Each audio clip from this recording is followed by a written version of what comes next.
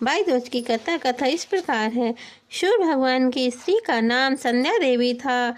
उनकी 2 संतानें, पुत्र यमराज तथा कन्या यमुना थी। संध्या रानी पति सूर्य की उद्दीपन किरणों को न सह सकने के कारण उत्तर ध्रुव प्रदेश में छाया बनकर रहने लगी।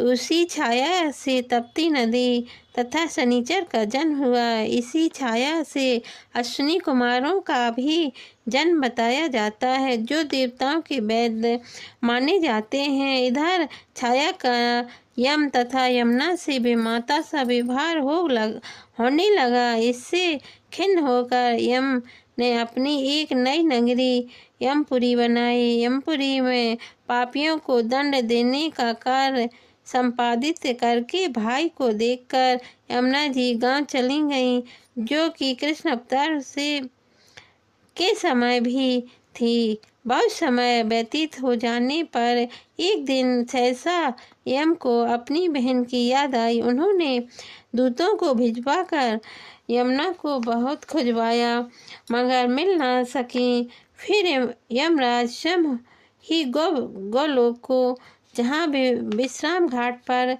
यमुना जी से भेंट हुई।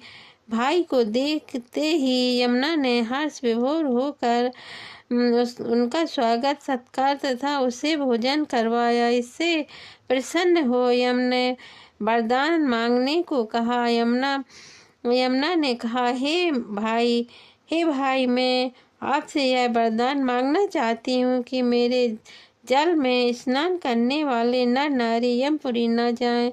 प्रश्न बड़ा कठिन था। यम के ऐसे वरदान देने से यमपुरी का अस्तित्व ही समाप्त हो जाता। भाई को